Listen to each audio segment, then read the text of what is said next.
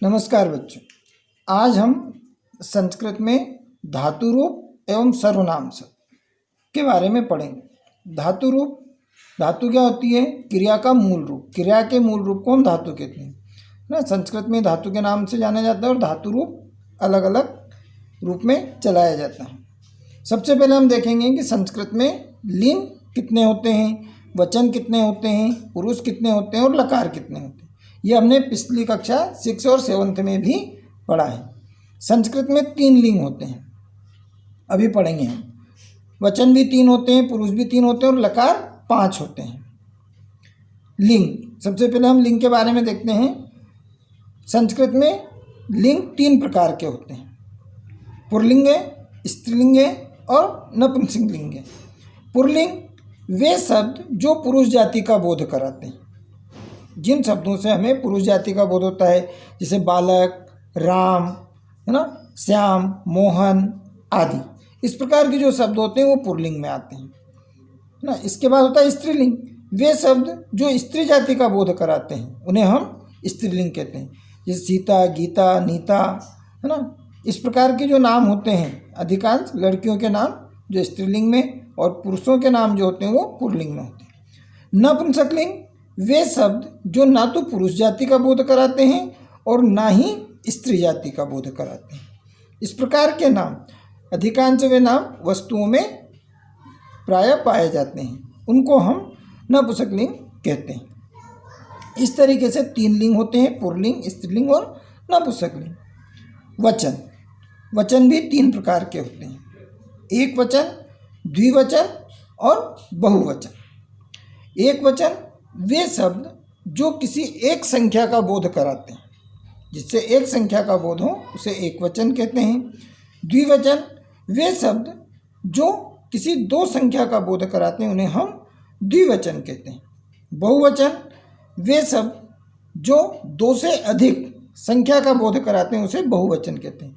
संस्कृत में वचन 3 होते हैं, हिंदी में 2 वचन ही माने जाते हैं, एक वचन और बहुवचन, ये हिंदी में होते हैं।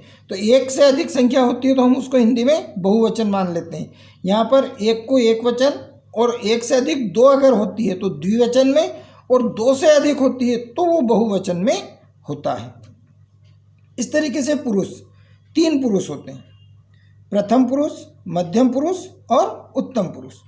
प्रथम पुरुष जिसके विषय में कहा जाए, अर्थात जिसके बारे में हम बात करें, उसको हम प्रथम पुरुष कहते हैं। इसका सर्वनाम शब्द होता है वह, है ना, या किसी का नाम भी इसमें लिया जाता है। नाम हो किसी का या वह नाम से हम उच्चारित करें, ठीक है, जैसे राम, और फिर हम इसको सर्वनाम, संज्ञा की जगह सर्वनाम प्रयोग करते हैं कि राम खाना खाता है, वह स्कूल जाता है, तो दूसरी बार में हमने वह का प्रयोग किया। इस तरीके से जिसके बारे में हम बात करें वो प्रथम पुरुष।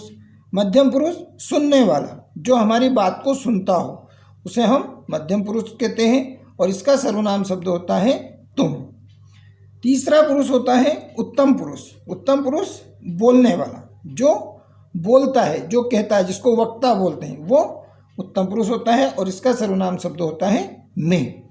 जिसे वर्तमान में अगर हम अभी बात करें कि यहाँ पर प्रथम पुरुष क्या है, मध्यम पुरुष क्या है और उत्तम पुरुष क्या है, तो अभी हम किसके बारे में बात कर रहे हैं? जैसे धातु रूप के बारे में, या हम संस्कृत विषय के बारे में बात कर रहे हैं कि संस्कृत विषय, हम संस्कृत पढ़ रहे हैं। तो यहाँ पर प्रथम पुरुष क्या हुआ? संस्कृत हुआ, तो वह पुस्तक, है ना। दूसरा मध्यम पुरुष, तो मध्यम पुरुष कौन होगा यहाँ पर? सुनने वाला कौन? तुम, है ना, तुम सुन रहे हो, तुम मध्यम पुरुष। और उत्तम पुरुष बोलने वाला, अर्थात मैं वक्ता, बोलने वाला। तो यहाँ पर मैं उत्तम पुरुष, आप मध्यम पुरुष, और जिसके बारे में हम पढ़ रहे हैं वो प्रथम पुरुष हुआ। इस तरीके से ये 3 पुरुष यहाँ पर होते हैं संस्कृत। अब हम बात करें लकार की। लकार 5 प्रकार के, वैसे तो लकार अनेक प्रकार के हैं, पर हमारे जो कोर्स में होते हैं, हमारे कोर्स में जो पढ़ने के लिए लकार हैं वो 5 प्रकार के लकार होते हैं। पहला होता है लट लकार। लट लकार यानी वर्तमान काल, इसका हिंदी में अर्थ होता है वर्तमान काल। दूसरा होता है लंग लकार, इसका हिंदी में अर्थ होता है भूतकाल। रेट लकार भविष्य काल। लोट लकार आज्ञा के अर्थ में, किसी को आदेश देते हैं हम, आज्ञा देते हैं ना, उसके अर्थ में। और विधिलिंग, विधिलिंग चाहिए के प्रयोग में होता है, आशीर्वाद के प्रयोग में होता है, या प्रार्थना निवेदन के अर्थ में इसका प्रयोग किया जाता है। इस तरीके से ये 5 लकार होते हैं। अभी हम देखेंगे लकार क्या, इनको क्या कहते हैं ना। फिर होती है धातु। धातु क्या होती है? क्रिया।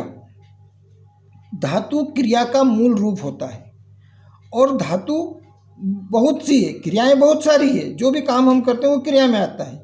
इनका अथाह भंडार है। अतः धातुओं को, संस्कृत में धातुओं को गिनने के लिए, बांधने के लिए इनको 10 गणों में विभाजित किया गया है। गण ना, गण होते हैं, गण इन्हें बांधना, समूह, ठीक है। तो इनको 10 गणों में धातुओं को बांध दिया गया। वो 10 गण कौन कौन से हैं? पहला होता है भवादि गण। भू धातु जो होती है वो भवादि गण में होती है। दूसरा होता है अदादि गण। ये अध धातुएं जो होती वो अदादि गण में होती है। जुहान्त्यादि गण, ये हुम धातुएं जो होती हैं ये जुहाम्त्या गण इसमें होती है। दिवादि गण दिव धातु, स्वादि गण सुधातु, तुदादि गण तुद धातु, रुधादि गण रुध धातु, तनादि गण तन धातु, क्रादि गण क्री धातु, और चुरादि गण चुर धातु। इस प्रकार की जो धातुएं होती हैं इनको अलग अलग गणों में, 10 प्रकार के गणों में विभाजित कर दिया गया है।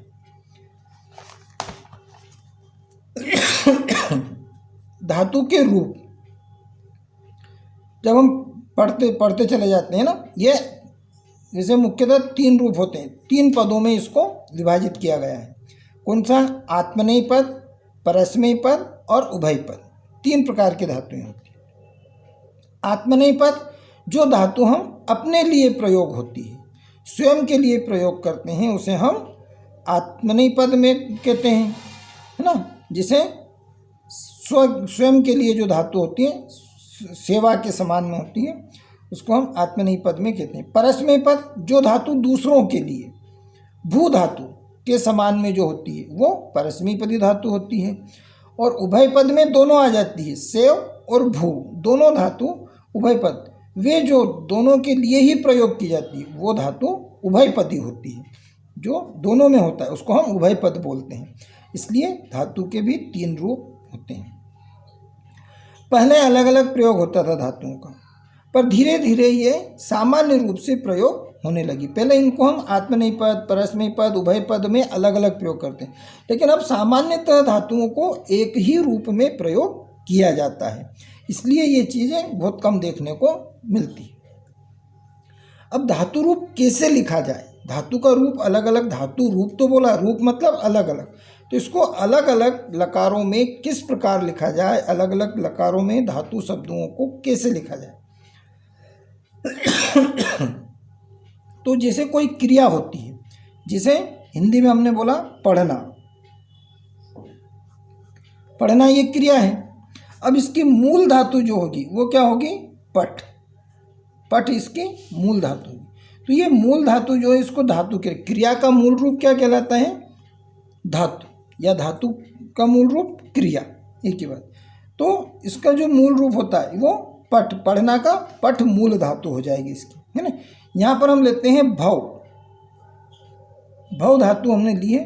भव का मतलब होता है होना, है ना। अब इनको वचन और लकार के साथ कैसे विभाजित किया जाता है ये हम देखते हैं। तो एक वचन, द्विवचन और बहुवचन, इसी के साथ में प्रथम पुरुष, मध्यम पुरुष और उत्तम पुरुष। अति, अब ये क्या होते हैं? धातु के साथ प्रत्यय जोड़े जाते हैं। हर धातु के साथ में प्रत्यय, तो ये धातु के प्रत्यय शब्द हैं। अति, अतः, अंति, ये क्या है? प्रत्यय है। और हमारे धातु रूप क्या है? भव। तो इनको हम भव धातु के साथ जोड़ेंगे, तो भव धन अति। तो ये क्या हो जाएगा? यहाँ पर भव, व के नीचे लकार लगा हुआ है, तो व स्वर रहित है, तो ये जो अति का अ है ये काय में जुड़ जाएगा? व में। तो ये व पूरा हो जाएगा स्वर सहित। तो ये क्या हो जाएगा? यहाँ पर भव प्लस अति भवती, भव प्लस अतः भवतः, भव प्लस अंति भवंती। तो इस तरीके से भव धातु का रूप, धातु रूप क्या होगा? एक वचन में प्रथम पुरुष एक वचन भवती, प्रथम पुरुष द्विवचन भवतः, प्रथम पुरुष बहुवचन भवन्ति। उसी प्रकार मध्यम पुरुष में मध्यम पुरुष के लकार क्या है? असि, अथ और अथ ना। ये कौन से लकार में है? लट लकार वर्तमान काल में। फिर दूसरे लकार में दूसरे प्रत्यय आएंगे, ठीक है। तो ये भव प्लस असि भवसी, भव प्लस अथ भवथ, भव प्लस अथ भवत। उसके बाद में उत्तम पुरुष में, तो उत्तम पुरुष एक वचन में आमी, उत्तम पुरुष द्विवचन में आवह, उत्तम पुरुष बहुवचन में आमह। भव प्लस आमी भवामी, भव प्लस आवह भवावह और भव प्लस आमह भवामह, ठीक है। तो ये क्या हो जाएगा यहाँ पर? भवामी भवावह भवामह। अब धातु रूप आपको पूछा जाए कि भव के धातु रूप लिखिए, तो आप क्या करेंगे? प्रथम पुरुष, मध्यम पुरुष और उत्तम पुरुष, एक वचन, द्विवचन और बहुवचन लिखिए। आपको ये सब लिखने की जरूरत नहीं है, आपको केवल क्या लिखना है? भवती भवतः भवन्ति, भवसी भवस्थ भवत और भवामी भवावह भवामह। ये भव लट लकार वर्तमान काल के धातु रूप हो गए। इस तरीके से आप लट लकार के धातु रूप, कोई सी भी धातु हो, पट, लीक, पच, गच, गम, कोई सी भी धातु, उसमें ये प्रत्यय जोड़कर आप धातु रूप लिख सकते हैं। लट लकार वर्तमान काल के धातु रूप ये वाले प्रत्यय जोड़कर धातु में लिख सकते हैं, ठीक है। ये लट लकार भव धातु का धातु रूप हुआ और इस तरीके से आप किसी भी धातु का रूप इस लकार में लिख सकते हैं। अगला है लंग लकार। लंग लकार भूतकाल है ना, भूतकाल को संस्कृत में हम बोलते हैं लंग लकार, है ना। इसमें वही प्रथम पुरुष, मध्यम पुरुष, उत्तम पुरुष, एक वचन, द्विवचन और बहुवचन। प्रथम पुरुष एक वचन, प्रथम पुरुष द्विवचन और प्रथम पुरुष बहुवचन, ऐसे तीनों वचन के साथ में, तीनों पुरुष के साथ में तीनों वचन आते हैं। इसके प्रत्यय हैं प्रथम पुरुष में अत, अताम, अन, मध्यम पुरुष में है अ, अतम, अत और उत्तम पुरुष में है अम, आव, आम। अब इसमें क्या है? प्रत्यय के साथ में एक उपसर्ग शब्द वर्ण जो है ये जोड़ा जाता है। अ उपसर्ग इसमें सभी में आता है। धातु के साथ में आगे अ उपसर्ग जोड़ देते हैं। धातु क्या है? वही भव धातु हमने ली है, जो हमने लट लकार में ली थी, उसी धातु को हमने ली है। तो भव, भव धातु, भव धन अत जोड़ा, तो ये क्या हो गया? भवत। लेकिन इस भव में हमने क्या जोड़ दिया? यहाँ पर अ उपसर्ग जोड़ दिया, तो अ भवत, है ना। आ नहीं जोड़ेंगे तो क्या हो जाएगा? ये भवत, और अ जोड़ दिया तो अ भवत। अब अ जुड़ने से वो भूतकाल की धातु क्रिया बन जाती है, ठीक है। भव्य न होना और अभवत हुआ या हुआ था, है ना। इस तरीके से हम इसको भूतकाल में लिखेंगे। भवधन अताम, तो भवताम और अ जुड़ गया तो अभवताम।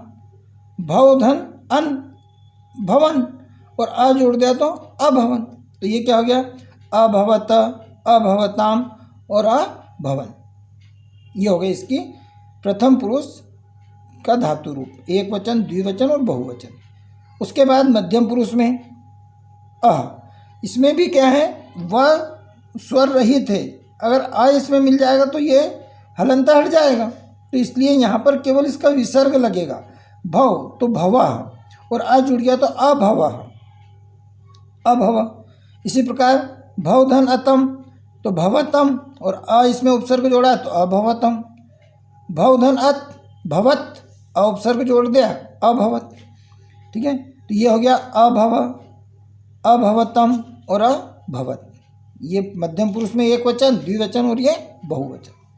उत्तम पुरुष में भवधन अम, भवम, अ उपसर्ग जोड़ा अभवम। भवधन आव, भवाव, अ उपसर्ग जोड़ा अभवाव। भवधन आम, भवाम और अ जोड़ दिया तो अभवाम। अभवम, अभवाव और अभवाम। ये लंग लकार भूतकाल की धातु रूप हो गई। इसकी क्या पहचान है कि इसके सामने अ लगा हुआ होता है, आगे जिसमें अ लगा हुआ होता है वो धातु रूप किसका हुआ? लंग लकार भूतकाल का। ठीक है। और एक वचन द्विवचन में है, मध्यम पुरुष में है, उत्तम पुरुष में है, प्रथम पुरुष में, ये देखने के लिए इनके प्रत्यय से पहचानना पड़ेगा। इसको भी हम इसी प्रकार पठ, लिख, पच, गच आदि धातुओं के रूप भी इसमें लिख सकते हैं इस नियम के अनुसार, ये प्रत्यय याद करके। अगला है हमारा रिट लकार। रिट लकार होता है भविष्य काल। भविष्य काल, इसमें क्या है? इसकी पहचान है इस धातु में इस से जुड़ता है ना। तो इसमें भी हमने वही भव धातु ली। ठीक है।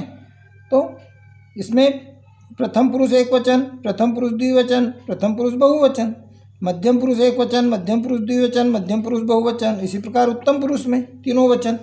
ठीक है। भव, भवधन, इष्यति, तो ये क्या हो गया? भविष्यति। ये क्या होगा? भविष्य काल होगा। भवधन इष्यतः, भविष्यतः, भवधन इष्यन्ति, भविष्यन्ति, तो भविष्यति, भविष्यतः, भविष्यन्ति। ठीक है। एक वचन के लिए, द्विवचन के लिए और बहुवचन के लिए। भवधन इष्यसि, भविष्यसि, भवधन इष्यथ, भविष्यथ, भवधन इष्यथ, भविष्यथ, तो भविष्यसि, भविष्यथ, भविष्यथ। भवधन इष्यामि, भविष्यामि, भवधन इष्याव, भविष्याव, और भवधन इष्यामः, भविष्यामः। एक वचन, द्विवचन, बहुवचन। इसमें वही जो लट लकार में है ना, अति, अतः, अंति, वही है अति, अतः, अंति। उसी प्रकार केवल इसमें क्या है? इसकी पहचान है। तो ये क्या हो गया? भविष्यति, भविष्यतः, भविष्यन्ति, भविष्यसि, भविष्यथ, भविष्यत्, भविष्यामि, भविष्यावः, भविष्यामः। इस तरीके से आपको तीनों पुरुष में, तीनों वचन में ये धातु रूप याद होना चाहिए। इसको भी हम अन्य धातु में, भव के अलावा अन्य धातु में भी ये प्रत्यय जोड़कर हम लिख सकते हैं। ठीक है। अगला है हमारा लोट लकार। लोट लकार आज्ञा के लिए आकार में, ये प्रथम पुरुष एक वचन, प्रथम पुरुष द्विवचन और प्रथम पुरुष बहुवचन। इसमें क्या होता है? अतु प्रत्यय क्या होते हैं इसमें? अतु, अताम, अंतु। प्रथम पुरुष एक वचन अतु, प्रथम पुरुष द्विवचन अताम, प्रथम पुरुष बहुवचन अंतु। तो भव में अतु जोड़ा भवतु, भव में अताम जोड़ा भवताम, भव में अंतु जोड़ा भवंतु, तो भवतु, भवताम, भवंतु। इसी प्रकार इसमें मूल धातु रहती है। प्रथम मध्यम पुरुष एक वचन में मूल धातु रहती है, तो इसमें केवल अ इसलिए जोड़ते हैं हम कि ये जो हलंत स्वर रहित होता है आखिरी वाला वर्ण, तो इसमें आ जाता है तो ये पूर्ण वर्ण बन जाता है। तो भव ये हो गया मध्यम पुरुष एक वचन। भव में अतम जोड़ा भवतम, और भव में अत जोड़ा भवत। भव, भवतम और भवत, एक वचन, द्विवचन और बहुवचन। इसी प्रकार इसमें आनी, आवह और आम। तो भवधन आनी, भवानी, भवधन आवह, भवावह, भवधन आमह, भवामह, भवानी, भवावह, भवामह। ये उत्तम पुरुष की धातु होगी। इस तरीके से लोट लकार आज्ञार्थ काल के भव धातु को हमने धातु रूप में लिखा। इस तरीके से हम अन्य धातुओं को भी इसमें लिख सकते हैं। विधिलिंग चाहिए, प्रार्थना, निवेदन आदि के लिए। इसमें क्या होता है? ए की मात्रा आती है, इसकी पहचान है। ए की मात्रा इसमें आती है धातु के ऊपर। एत, एता, एयु। प्रथम पुरुष एक वचन एत, प्रथम पुरुष द्विवचन एता, प्रथम पुरुष बहुवचन एयु, है ना। तो भवधन एक भवेत, भवधन एताम भवेताम, भवधन एयु भवेयु। एक वचन भवेत, भवेताम और भवे। इसी प्रकार ये भवधन ए भवे, भवधन एतम भवेतम, भवधन एक भवेत, भवधन एयम भवेयम, भवधन एव भवेव और भवधन एम भवेम। भवेत, भवेताम, भवेयु, भवे, भवेतम, भवेत और भवेयम, भवेव और भवेम। ये तीनों पुरुष में तीनों वचन के साथ इस तरीके से हम लिख सकते हैं। तो ये लट लकार, लंग लकार, रिट लकार, लोट लकार और विधिलिंग लकार, ये पांचों लकार को किस तरीके से धातु रूप कैसे लिखा जाता है उस तरीके से हमने इसके नियम को समझा। अब हम देखते हैं सर्वनाम शब्द। सर्वनाम शब्द को धातु के साथ जोड़कर किस तरीके से वाक्य बनाया जाता है, वाक्य में इनका प्रयोग किस तरीके से किया जाता है ना। तो सर्वनाम शब्द में होता है प्रथम पुरुष, नाम तो आते ही हैं, है ना। हमने किसी का भी नाम लिख दिया जैसे राम, है ना, तो रामः, और राम को द्विवचन में हम लिखेंगे रामौ, और बहुवचन में इसको लिखेंगे हम रामः, है ना। बालक को ले लें इसकी जगह, बालकः, बालकौ और बालका, है ना। इस तरीके से हम ये शब्द रूप में आएंगे। जब हम शब्द रूप पढ़ेंगे इसके तो शब्द रूप में ये चीज़ आएगी, रामः, रामो, रामा, बालकः, बालको, बालका, ये काय में आएगा, शब्द रूप में आएगा। अभी हम धातु रूप पढ़ रहे हैं, लेकिन प्रथम पुरुष में हम किसी के नाम का भी प्रयोग करते हैं, वाक्य में आते हैं, इसलिए तो यहाँ पर इस तरीके से इसका प्रयोग होगा। प्रथम पुरुष में पुल्लिंग, स्त्रीलिंग और नपुंसकलिंग के लिए सर्वनाम शब्द अलग अलग होते हैं।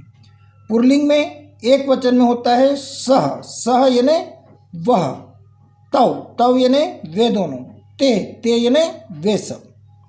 स्त्रीलिंग में सा, सा यानी वह, ते, ते यानी वे दोनों, और ता यानी वे सब। अब इसमें पुल्लिंग में बहुवचन में ते आता है, स्त्रीलिंग में द्विवचन में ते आता है। तो ये इसके साथ जब क्रिया लगेगी तो क्रिया के साथ इसकी पहचान की जाती है कि ये ते जो है स्त्रीलिंग में प्रयोग किया गया है या ते का पुल्लिंग में प्रयोग किया गया। इसमें अगर बहुवचन की क्रिया होगी तो किसके साथ प्रयोग किया गया है, ये पुल्लिंग के साथ, और द्विवचन की क्रिया होगी तो किसके साथ प्रयोग किया गया है, स्त्रीलिंग के साथ। तो स्त्री का जैसे ते पठती, वे दोनों पढ़ती है, और यहाँ पर आ गया कि ते पठंती, तो वे सब पढ़ते हैं, पुल्लिंग हो जाएगा ये, है ना। तो ये इनका अंतर ध्यान में रखें। इसी प्रकार नपुंसकलिंग में तत् यानी वह, ते, वे दोनों। अब यहाँ पर भी ते, वे दोनों, तो यहाँ पर जब क्रिया होगी तो ये स्त्रीलिंग में क्या होती है क्रिया, इसमें नपुंसकलिंग में ऐसी क्रिया होती है जो जीवांत में नहीं होती, मतलब प्राणी के रूप में नहीं होती, और ये प्राणी के रूप में होती है। इसलिए स्त्रीलिंग और नपुंसकलिंग में यहाँ पर अंतर तुम्हारे को पता चलेगा। और तानी यानी वे सब, है ना। जब हम वाक्य बनाएंगे तो यहाँ पर समझ में आएगा। तो ये हो गए प्रथम पुरुष के सर्वनाम शब्द, स्त्रीलिंग, पुल्लिंग, स्त्रीलिंग और नपुंसकलिंग, तीनों में अलग अलग प्रयोग किए जाते हैं। ठीक है, ये तो काय के लिए थे, वह के लिए, वह उच्चारण के लिए। अब यह उच्चारण में भी तीनों अलग अलग प्रयोग किए जाते हैं। प्रथम पुरुष में पुल्लिंग ऐसा यानी यह, ऐतव ये दोनों, एते ये सब। स्त्रीलिंग में ऐसा, यह, एते ये दोनों, और एता ये सब। नपुंसकलिंग में एतत्, यह, एते ये दोनों, केवल क्या है सह की जगह ऐसा ये लग जाता है सब में आगे। ये हो गया प्रथम पुरुष में वह और यह के लिए। इसके बाद होता है मध्यम पुरुष। मध्यम पुरुष में स्त्रीलिंग पुल्लिंग दोनों में समान एक। अब हम देखते हैं वाक्य रचना, है ना, कि लट लकार में वाक्य रचना कैसे होती है ना। जैसे वह पढ़ता है तो वह के लिए सर्वनाम शब्द क्या है, सह, और पठता, पठ में अति जोड़ा तो पठती, तो सह पठती, है ना, वह पढ़ता है। फिर सा पठती कर दिया तो वह पढ़ती है। ठीक है, और तत् फल, फल क्या है, एक वस्तु का नाम है, तो ये नपुंसकलिंग के साथ होगा। तो वह फल है तो तत्फलम अस्ति, अस्ति इसमें अलग से हे के लिए अलग से अस्ति का प्रयोग किया जाएगा। और इसमें क्या है, अति, हे का प्रयोग इसके साथ हो जाता है। ठीक है, फिर द्विवचन में वह दोनों पढ़ते हैं, तव पठतः, वह दोनों पढ़ती है, ते पठतः, और वह दो फल है तो ते फल है। देखें, ते पठतः वे दोनों पढ़ती है, और ते फलयस्तः, ते फलयस्तः मतलब फल के साथ ते का प्रयोग हुआ है, इसलिए हम समझ जाएंगे ये नपुंसक लिंग के साथ है। और ते पठता वे दोनों पढ़ती। बहुवचन में वे सब पढ़ते हैं। ते पठंती, अब देखें यहाँ पर ते पठंती, यहाँ पर ते पठतः। ते पठतः मतलब स्त्रीलिंग, ते पठंती मतलब पुल्लिंग। और ते फले वस्तु के साथ मतलब यहाँ पर ते का साथ प्रयोग हुआ तो नपुंसक लिंग, ये अंतर याद रखना है। तो ते पठंती वे सब पढ़ती है, वे सब पढ़ते हैं। और वे सब पढ़ती है के लिए ता पठंती, वे सब पढ़ती है। वे सब फल हैं तो तानि फलानि संति, वे सब फल हैं। मध्यम पुरुष के साथ कैसे प्रयोग करेंगे? तुम पढ़ते हो तो त्वम पठसि, तुम पढ़ते हो। तुम दोनों पढ़ते हो, युवाम पठतः, तुम दोनों पढ़ते हो। और तुम सब पढ़ते हो, यूयम पठतः, तुम सब पढ़ते हो। उत्तम पुरुष के साथ मैं पढ़ता हूँ, अहम पठामि, हम दोनों पढ़ते हैं। आवाम पठावः, और हम सब पढ़ते हैं, वयम पठावः। इस तरीके से हम वाक्य रचना कर सकते हैं। तो मुझे उम्मीद है कि आपको धातु रूप अच्छे से समझ में आया होगा। आप इसे समझेंगे और इनको अपनी कॉपी में लिखकर इनके द्वारा याद करके, धातु रूप को याद करके अन्य धातुएं बनाएंगे, अन्य धातुओं के धातु रूप लिखेंगे और वाक्य रचना करने की कोशिश करेंगे। फिर हम अगले वीडियो में मिलेंगे एक नए शीर्षक के साथ। तब तक के लिए धन्यवाद।